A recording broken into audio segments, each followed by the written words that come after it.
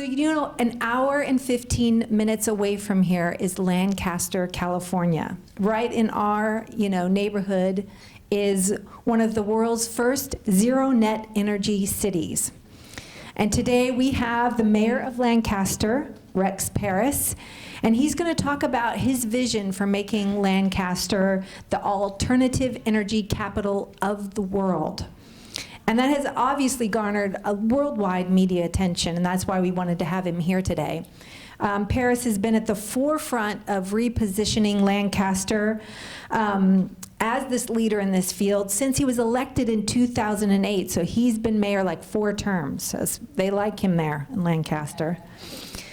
In August of 2009, eSolar just completed a 20-acre, and I believe it's 5-megawatt solar project in Lancaster, and they unveiled the nation's first solar thermal power tower plant. So that's pretty big.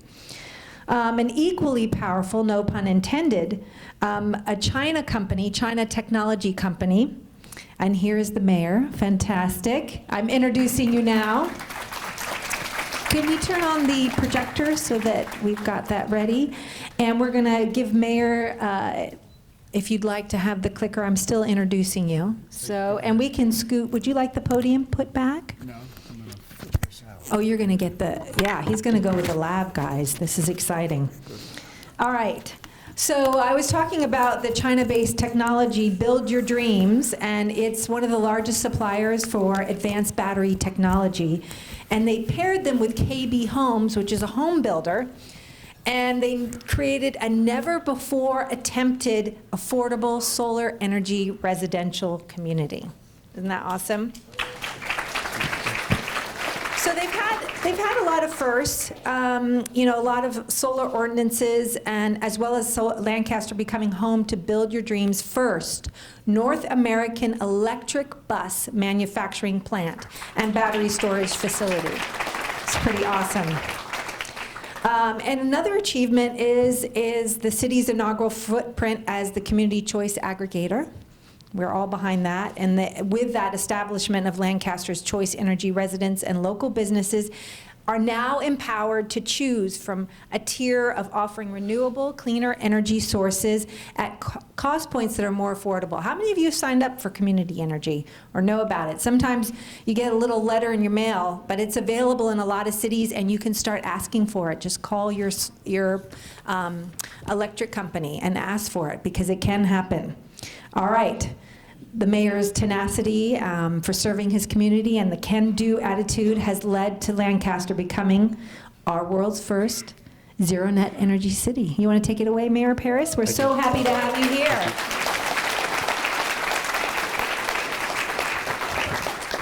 These are my grandchildren. They're 4 of the 6 grandchildren. Now, why am I having them here? Well, because I like to look at their pictures. But beyond that, their life should be absolutely magnificent. The first time in the history of the world, education is now available to everyone by the internet, right? You can get the best college professors, the best elementary school teachers. We now have the ability to educate children worldwide for free. I mean, literally for free. In this city, we're putting in Wi-Fi throughout the neighborhoods, so every neighborhood has free, 5G Wi-Fi. For that purpose, the other thing that should be making their life just incredible is we now have the ability to power the planet for incredibly low cost. Because we've captured how to do it with the sun. We've captured how to do it with hydrogen. And nuclear is not something we should be casting aside because we can now do that safely. The ability to power the world. Okay, I will try to keep it closer, okay? The ability to power the world is now affordable. And the history of the world is written by those who have the access to power. It was surface coal that the UK had, that England had. They wrote history for how many, for at least 100 years, right? The US comes along. We've got bubbling crude coming out of the ground. Remember the Beverly Hillbillies? Yeah. Okay. People my age remember that, and that was the tune, bubbling crude. It literally came out of the ground. We had surface oil. So we started writing history. Now it's available to everyone. It should be a magnificent, magnificent planet those kids are looking at. But there's a worry. And this is what they're really looking at. It is not climate change. It is not climate disruption. It is climate extinction. And we are right on the edge of it. We're staring right into that abyss. And the way things are today, there is no way those grandkids have a full lifespan. There just isn't. And we'll talk a little bit about that and what we're doing to fix that.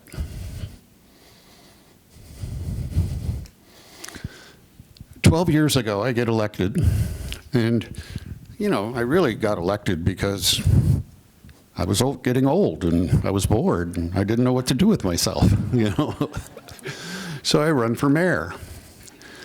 And I meet this guy named Bill Gross at Idealab in Pasadena. And he was building this plant that had mirrors that focused on a tower, and it would boil the fluid on the tower, which would power a generator.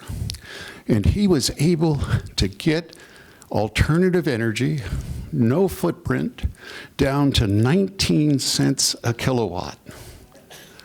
That was revolutionary at the time. We now buy and sell it all day long for 4 to 6 cents a kilowatt. It was not the best business investment he had. But at the time, it was quite revolutionary. And in talking to him, he convinced me that climate change was not a Chinese plot to take over the economy. That it was real, that we were staring down the barrel of a gun. And once I saw that it was, did my own research, and saw that that was the case, we set out to develop a city that would be the template, that when the world finally woke up, this is what you do to transfer to alternative energy quickly, without reinventing the wheel, without taking 10 years to do it. Because it was really quite a process back then. If you wanted to put solar on your house, every city in California, you had to get a permit. They would send it back to you for changes. You would give it to them again. They would send it back again. And 6 months later, you would get a permit. And our city was no exception. I mean, that's how these people keep their jobs. And it was really quite ludicrous, because these people don't know anything about solar, I mean, it's absurd the way it was done. So little things we did, like making that an over-the-counter process. You come in, you walk out with your permit. I mean, that's a no-brainer, isn't it? Little things could have huge impact. Then I heard about this Chinese company.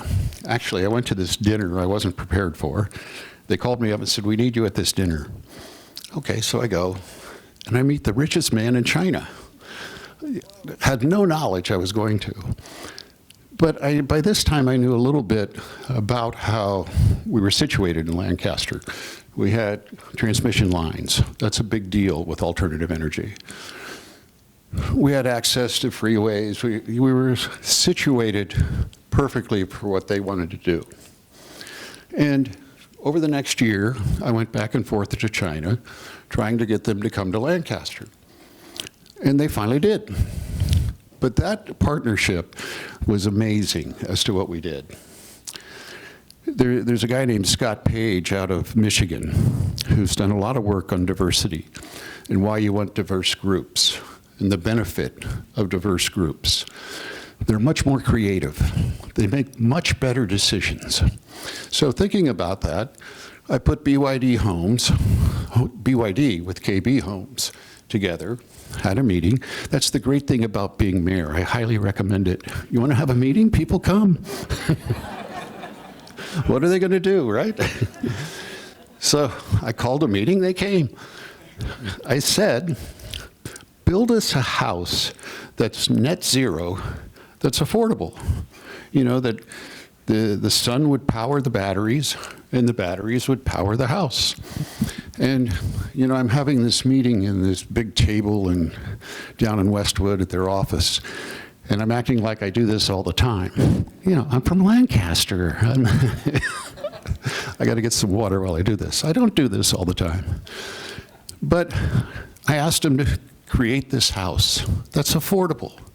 Now, keep in mind, at that time, anybody could do it if you wanted to spend a couple $1 million, right?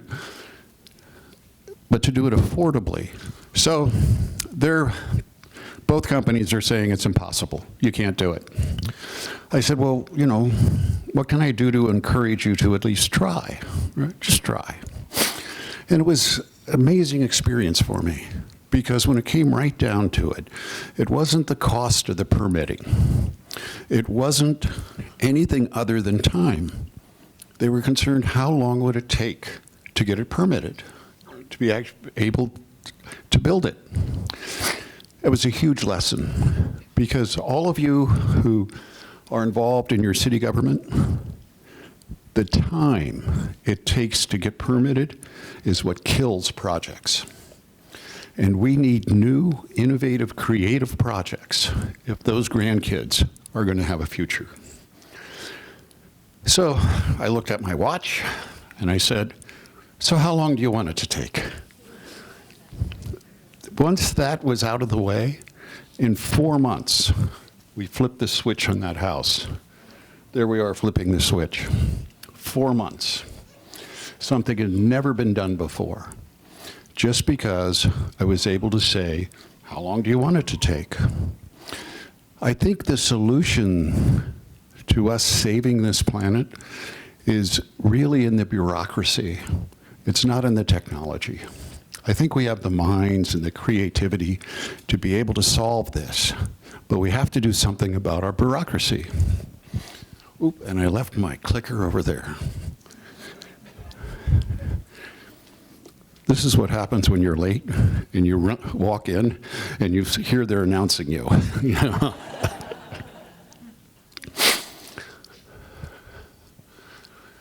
Oh, before I go on, that home, it was really interesting that they had to reinvent how you build houses. Little things like the attic space. It used to be you put the insulation in the attic, right? But that requires 20 minutes to now cool down the vents, the duct work. If you put the insulation at the roof line and keep the attic insulated, the energy savings is unbelievable every time you flip the air conditioner on. Little things like that. But then what occurred was, once you get people doing stuff like that, their creative juices come alive.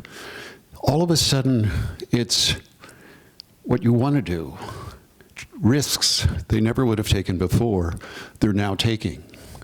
KB now has the 2.0 home, uses half the water. It uses 1/3 the gas. The tiles on the roof actually reduce smog. All because the engineers were given a license. Be creative, be innovative, try figuring this stuff out. KB Homes is now the Apple of the home building industry. It's an unbelievable product. And you can buy a house. You know, we buy houses like we buy cars. What's the payment going to be? You know, you really don't care what the end result is going to be. It's what's the payment. You get rid of your electric bill, you reduce your gas bill, you can buy a much better house. And that's what they're seeing. Then we talked them into building their bus manufacturing facility in Lancaster. And now all of our buses are electric. Every single one. We're the first city, first district. And you got to remember, I'm a Republican. Not a lot of Republicans here, are there? Just a few of us, right? This is not a popular speech within the Republican circles. You know? And the China thing now is really making it worse. But anyway, dealing with the buses. When you present this to people, they think at what cost, right? How much are we going to have to spend to do this? Are the taxpayers going to be stuck with this bill? And those are legitimate questions. The answer is something much different than you would expect. With these buses and public transportation, it costs anywhere from 76 cents to $1.70 every mile. They're not profit-making resources. They're a public service you provide to people without cars. Incredibly expensive. Now that we're all electric, it not only doesn't cost us anything, we make 32 cents a mile, right? And how we do that is carbon credits. You know, every mile we drive, we get carbon credits. And somehow they turn those into cash. You know, that's beyond my pay grade. All I know is that's what they do. What the point of this speech is what we've discovered is that fixing climate extinction is profitable. It makes money. It doesn't cost money. The end result for our city has been measured in millions of dollars. You know that, like the 19 cents a kilowatt, we now buy and sell it for 4 to 6 cents.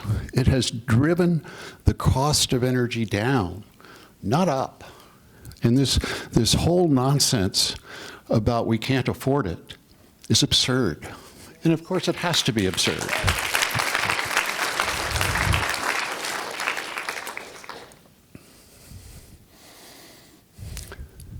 You heard about the choice energy. It was a great story on that.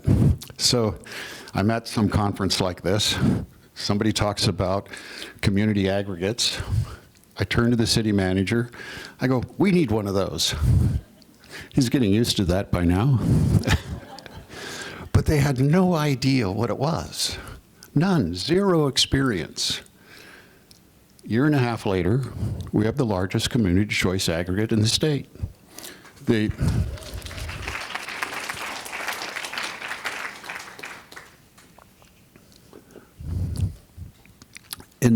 And I think that's what I want to talk to you about, is if you're going to have local government, or any government, solving extinction. Remember what we're talking about now.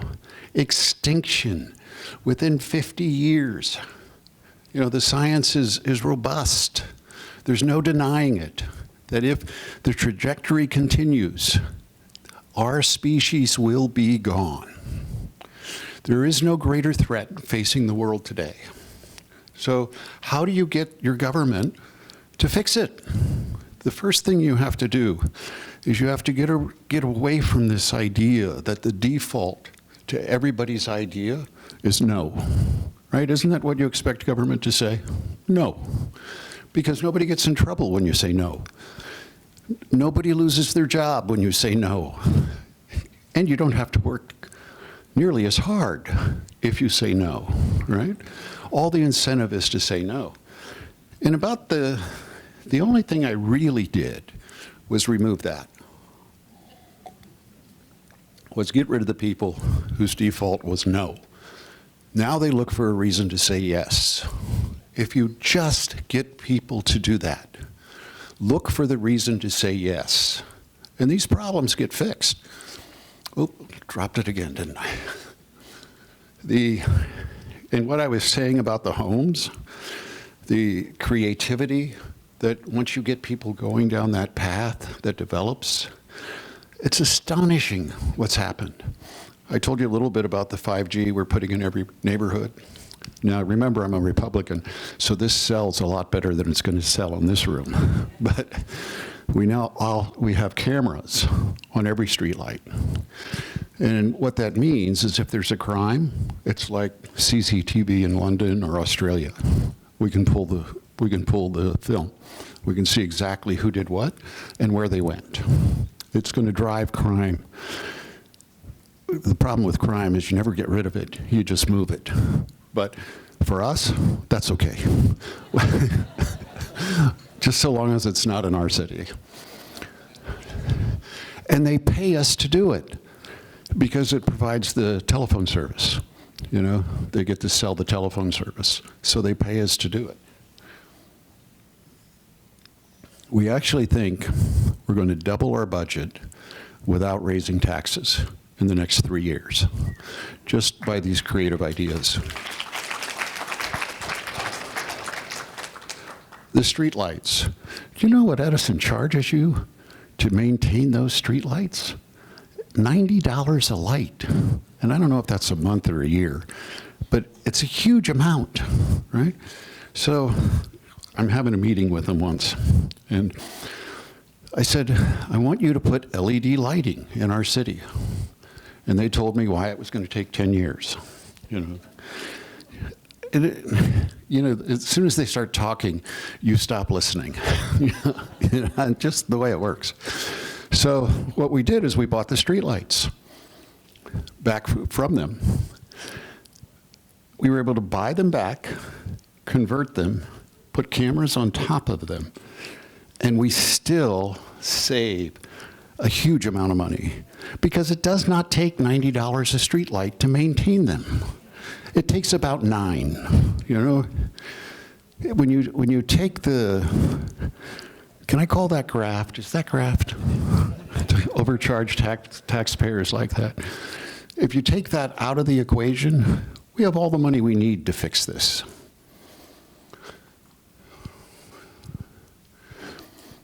Think what's happening with, how many have electric cars? That's great. It used to be a major problem to get them charged. Now it's not. 80% in 30 minutes. When you go to the store, charge your car, right? And it's free most of the time. It's certainly a lot cheaper than, how much are we paying for gas now? $3.50, $4 a gallon? Cost savings are incredible. So what did we do? Everybody in Lancaster who wants to get an electric car, we help them with the math. And it's really just arithmetic. But it's $17,000 is what you're able to save on an electric car if you buy it in Lancaster. So you guys could come too. Again, you do the math, that's the lease. You essentially lease the car for free. The incentives that are out there now, I don't know why anybody has a gasoline car.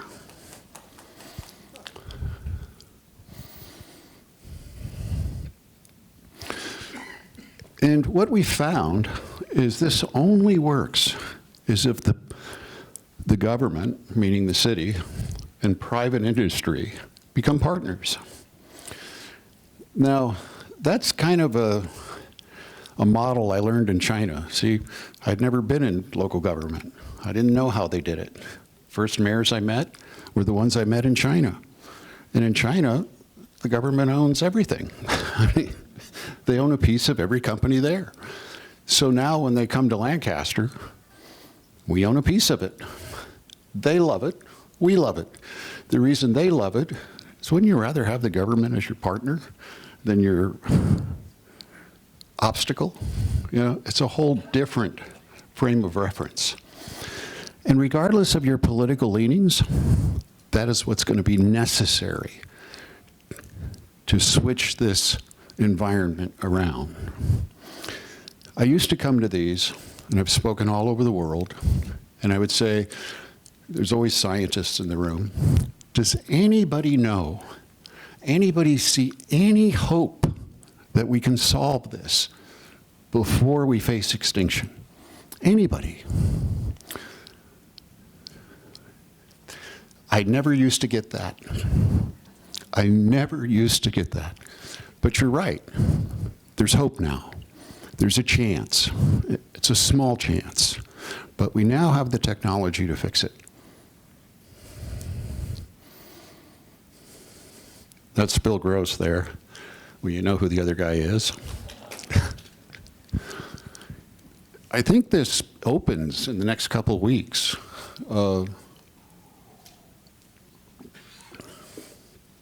He took his technology with the mirrors for the boiler and figured out a way to make hydrogen out of it. We good? Oh, is that the questions? No, we're handing them to them, and then they're going to ask them to you at the end. Give it to me now. Oh, okay. So the technology of this is those mirrors can stay focused, and they have the computer software to do it. It's perfectly focused at all times. So at the top of that tower, which is now 40 feet instead of 200 feet, there's this container, and it has a quartz window in it. The reason it's quartz is because glass melts. Gets up to thousands of degrees. They put water vapor in, pulls the hydrogen out, and then they can siphon it off. The value of that is, first of all, it's incredibly cheap to do it, and you don't have the footprint. Right now, electrolysis to make hydrogen leaves a huge footprint. This has no footprint. Right? Incredible technology. But it's already been leapfrogged. Poor Bill, he's the first out. The downside of this is it's about 6 hours a day that it works, right? Before I get to the successor to that, I'll deal with this. There's now no reason in the world that we build any residential housing at all that is on the grid. It's not necessary. This here is a flywheel. There's actually several flywheels.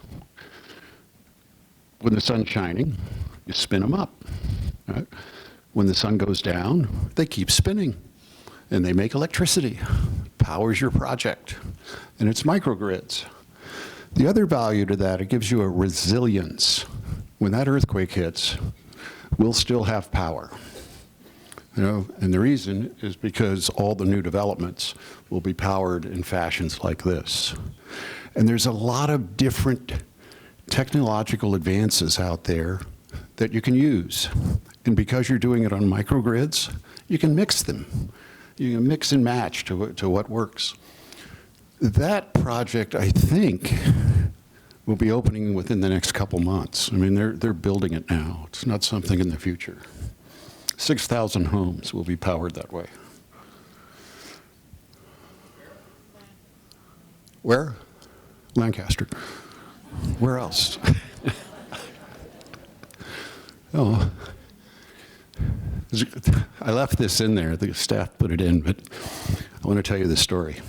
So I get invited to do these speeches a lot of it because I'm a Republican, and there's not too many of us that are willing to give that speech, right? So,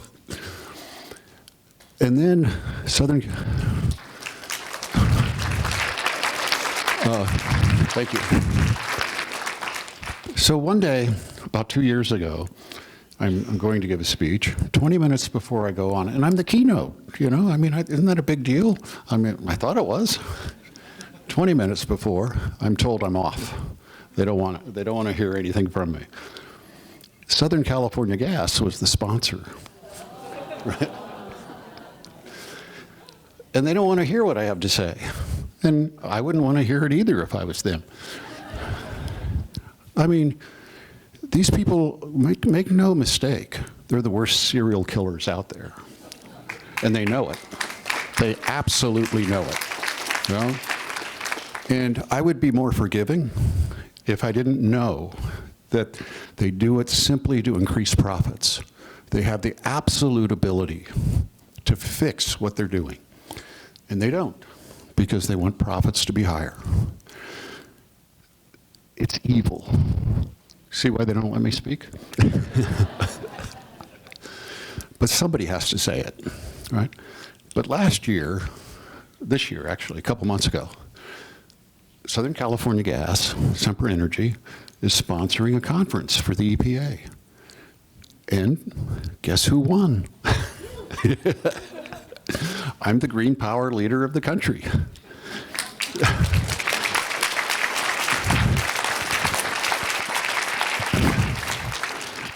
And they paid for the trophy.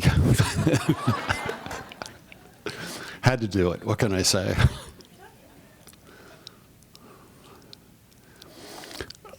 October 2018, I'm in Australia talking to all of the mayors about this. And Australia has a conservative government that are building coal-fired power plants as fast as they can build them. And it's interesting. There's parallels. You know, their federal government doesn't want to hear this. Our federal government doesn't want to hear this, right? That room is, everyone there is a mayor. That's Australia today.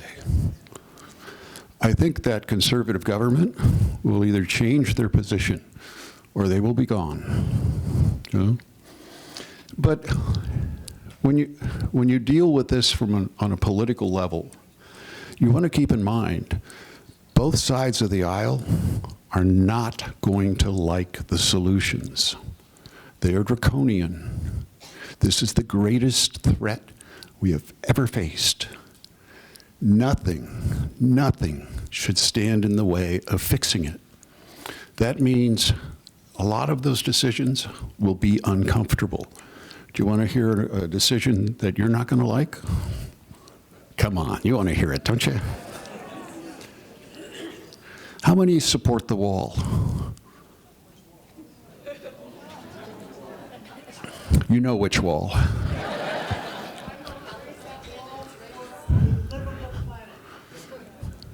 So let's talk about the wall. You know, I thought that was just racist bullshit. You know, I really did. Appeals to people in the Midwest. But people who have Latino neighbors, they don't see it, right? We just don't see it. And I was totally against it. And then I read the projections. 20 years, tops. 20 years tops. It's probably going to be shorter. Central America is uninhabitable. Uninhabitable. You'll be seeing temperatures of 130 to 140 degrees. The agriculture base is already drying up. It's uninhabitable. The affected area is 400 million people. Now who's in favor of the wall? Because this is where they're coming. Hard decisions. Terrible decisions that we have to start getting the courage to face. It's just the way it is. My biggest fear, when you say, what wall? That Canada's going to build one.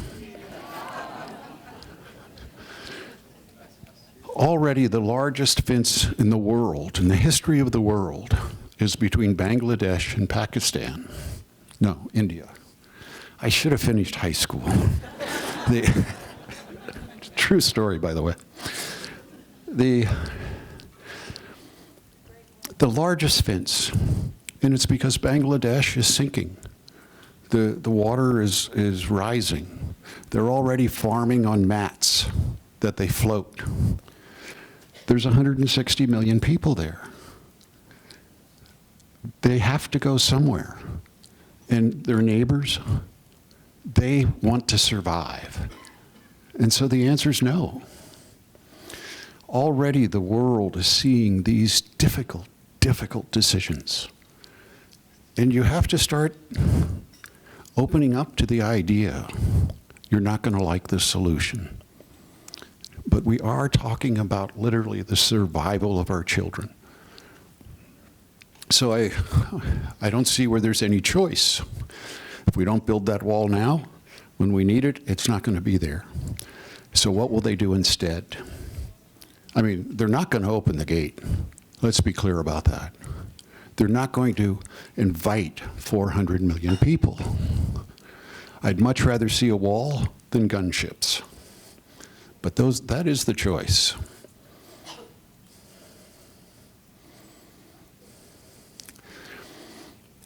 Conferences like this, there is a good side to all this, by the way. I know, it's depressing. It really is. It's terrifying. Yes, it really is. But I'm seeing solutions. I'm seeing, for the first time, a crack. One of it is because of this. The mayors are coming together. Because this is truly a local problem, isn't it? Every solution I've told you, it's a local solution, isn't it? You want the federal government to help, to incentivize it in the form of grants and endowments or whatever they call those things, help you buy the buses. You need that. But the actual decision-making process is made locally. It's made by the mayors and councils. And if you don't lobby them, nothing happens. I used to think, anybody see this, Hard Sun on Hulu? Oh, you gotta watch this. Six shows, that's all. And the premise of the show is that the sun is gonna flare, right? And wipe us all out. Armageddon's coming, right? And these guys find out about it. But the government already knew about it. And the debate is, it's 5 years away. And the debate is, should we tell them? Should the people know? I think that's us now. I don't think it's 5 years. I think it's longer. But you haven't heard this speech before, have you? Have you? I mean, it's pretty dark, isn't it? It doesn't get a lot of votes, believe me. You know, I do other things to get the votes, but. And that was the whole premise of the show, was do we tell the people? And while they were fighting about it, the 5-year estimate turned out to be wrong, and it flared, right? It was months, not years. And I think that we're looking at a much shorter time frame also, because every time we get rational scientific projections, we have less time, right? Anybody seen where they decided we get more time? And so I sometimes wonder,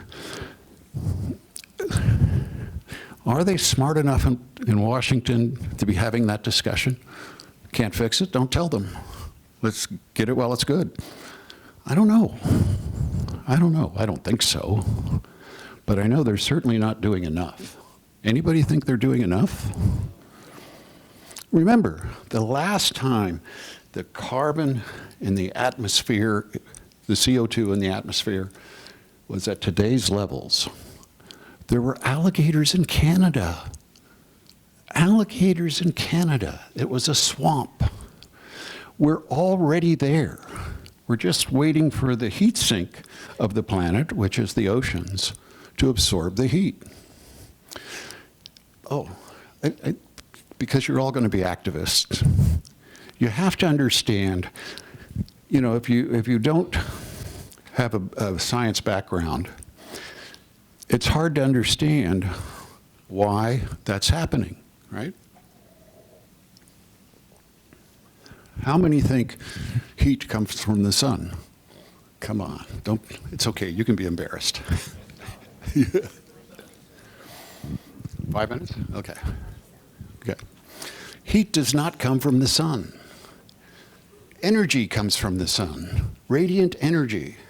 If I wanted to create a insulation for this building that was foolproof, I'd have thick glass, a vacuum, and another layer of glass, because heat doesn't pass through vacuums. That's why your thermos has a vacuum, right? What happens is the sun's rays cause molecules to vibrate, to resonate, which produces heat. That's why a black car is hotter than a white car, right? Because it resonates at a faster pace. CO2 resonates. So when people start talking about, I mean, they have to understand that if you understand CO2 is what resonates and causes the heat, then you understand why you have to do something about it. But for whatever reason, we leave that step out of the discussion. And so people look at you like maybe you don't know what you're talking about, even though every rational scientist in the world says it.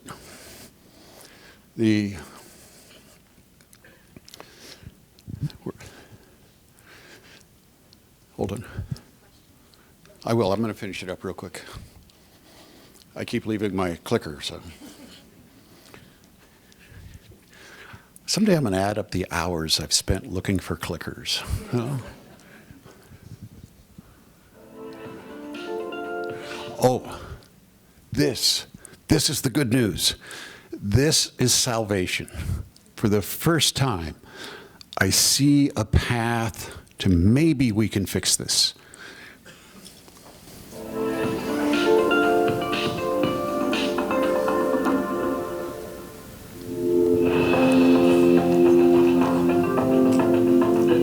The IBGTL process is Silane's proprietary high-temperature gasification island. With the help of plasma torches, Silane is able to generate very intense heat. The heat is evenly distributed with the catalyst bed, which is kept at a temperature of around 3,500 degrees Celsius.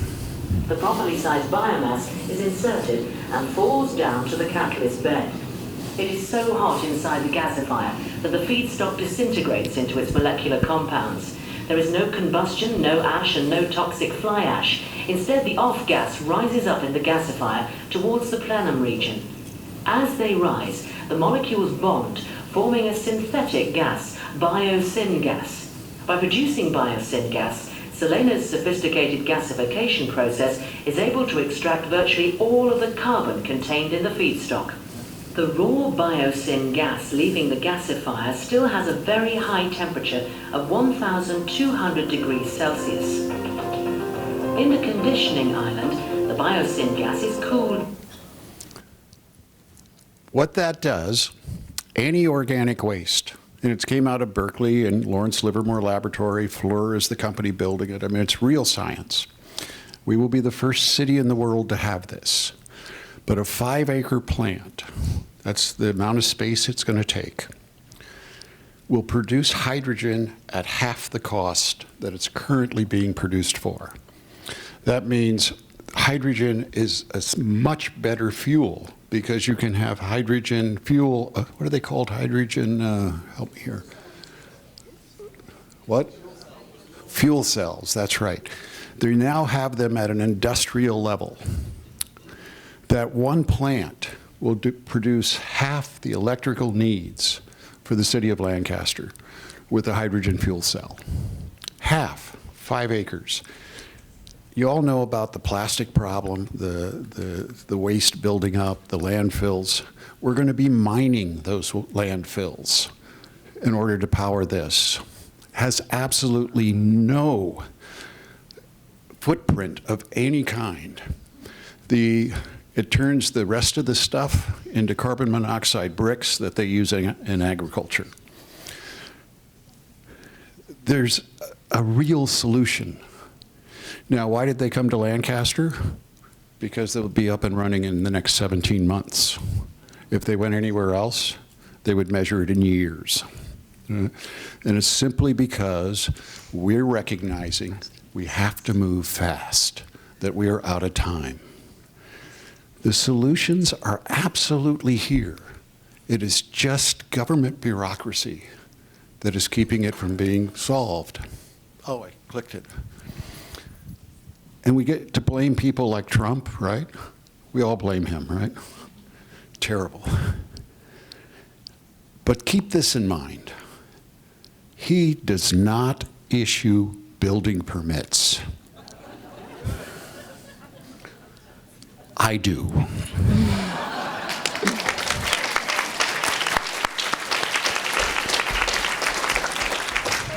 This is a global problem, but it's a local solution. So anybody in this room who thinks they can't have an impact, you're deluding yourself. It is a local solution.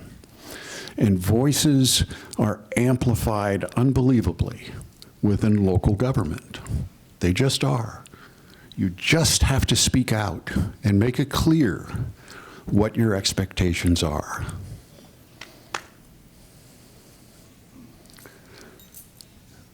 They have a right to a future, but we are deciding if they're going to have that future in rooms like this, and we are out of time.